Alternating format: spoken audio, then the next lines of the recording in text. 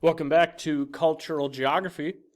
If you guys remember from yesterday, we are doing the cultural metaphor for Nigeria, the Nigerian marketplace. So make sure you find your handout that I gave you in your packet as we continue today. Last thing we mentioned was the use of the traditional family compound has declined as we've progressed into the 21st century, as Nigeria has established more and more cities, more and more people have moved to them. That idea of traditionalism has declined. Traditionally, there was no such thing as dating in a Western sense. Weddings are major events with members of the extended family on both sides attending. Back in traditional times, they were arranged marriages.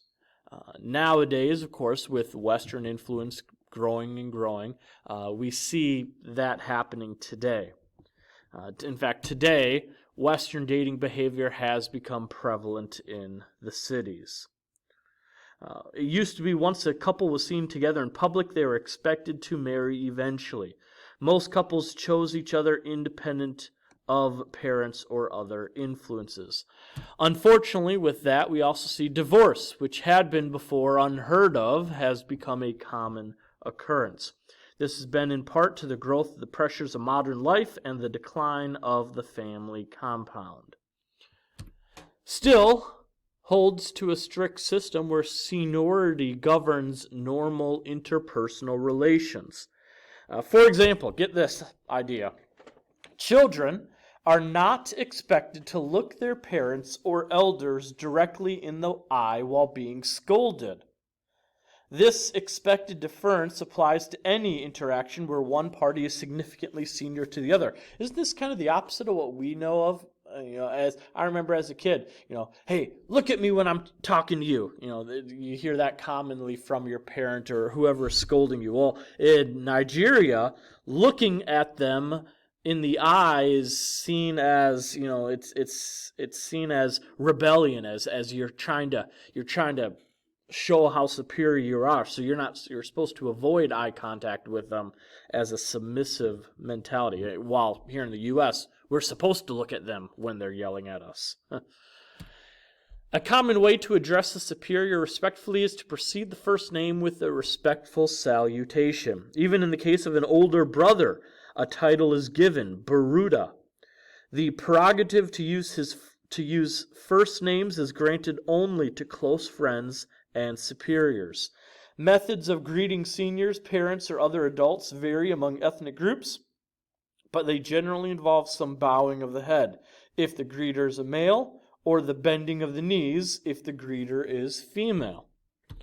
Seniors are expected to guide, lead by example, and generally be supportive of their subordinates. When I say seniors, we're not talking about high school seniors, we're talking about senior citizens, the older people.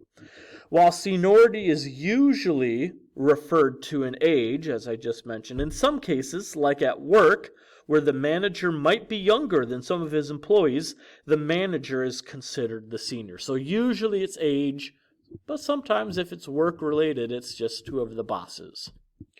In business situations and among the educated, Western greeting behavior is more prevalent than traditional greeting behavior, but traditional greetings are still expected where the age or seniority gap is significant. The Nigerian's attitude toward work is a study in contrasts and points to a deep-seated social problem that hinders economic progress.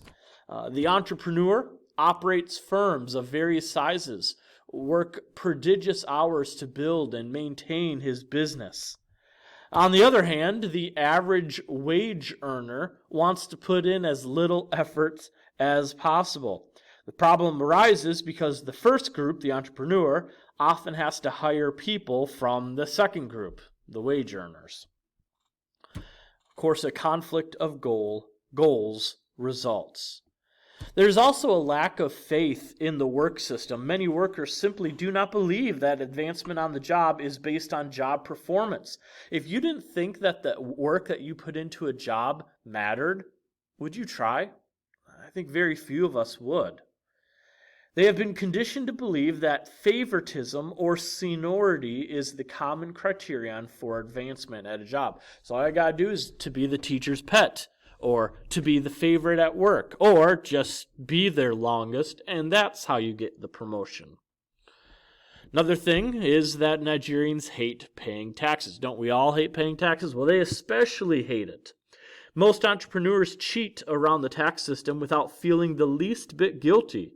Considering the amount of government corruption and mismanagement, most wealthy people justify their actions for cheating the government by convincing themselves that they can best use the money for the public good rather than let the bureaucrats decide how to spend it. The role of women has not changed significantly over the years. They continue to bear the brunt of childcare and household responsibilities, as well as having an additional job.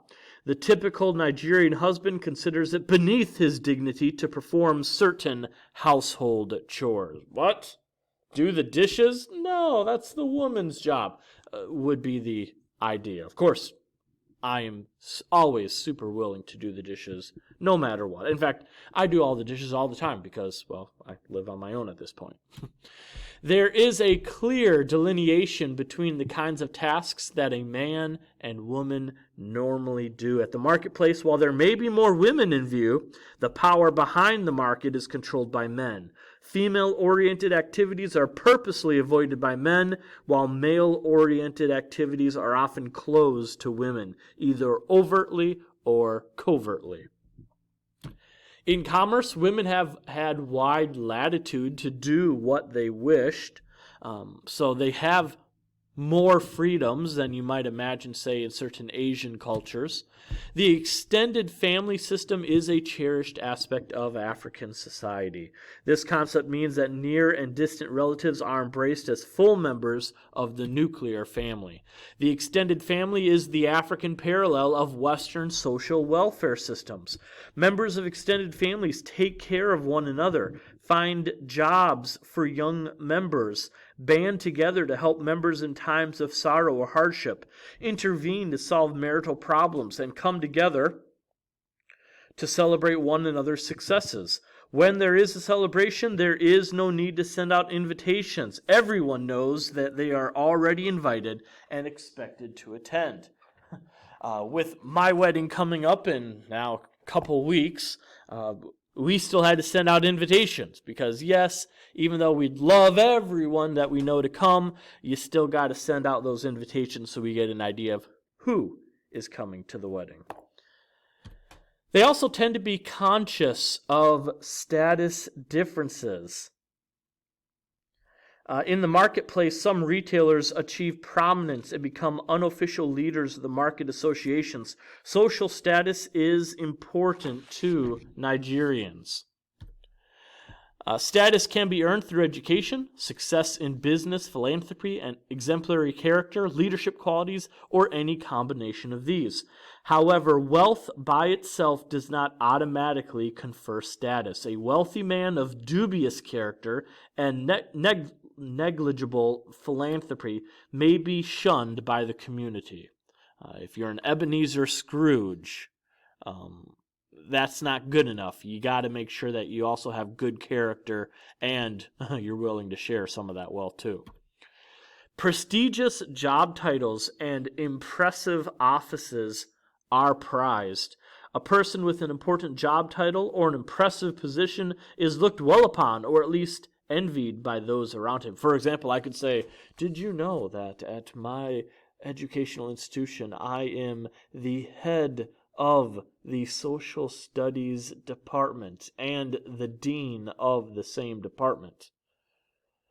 What that simply means is I'm the only history teacher that we have. So, but that first thing I said sounded very prestigious, very impressive. But they prefer prestigious job titles, and impressive offices, of course, are also prized.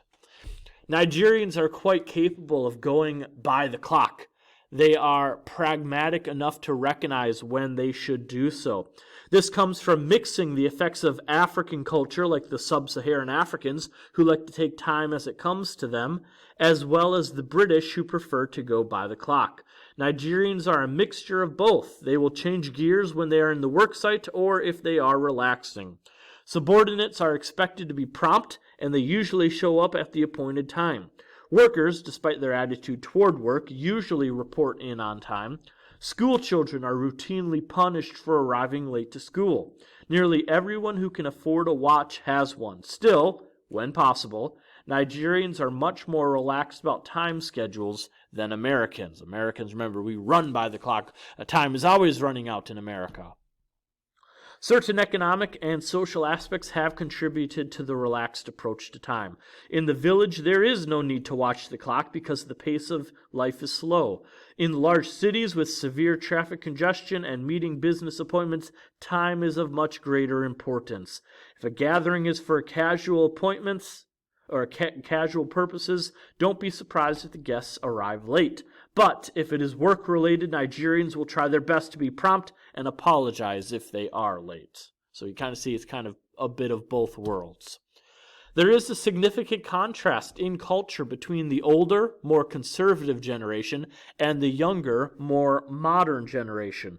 The older, usually less educated generation is more alarmed that traditional values are rapidly eroding among the younger generations. The elders fully support economic and social progress, but not at the expense of cherished traditional values. There's also a significant contrast in culture between the more conservative Muslim North and the Christian South. The typical Northern Muslim, regardless of age group, is not impressed by Western manners, culture, and values. They are more likely to identify with the culture and values of the Islamic world. That's all that there is for the cultural metaphor. Let's answer 5 questions to finish up today. So, are Nigerians process or goal-oriented? The answer is both.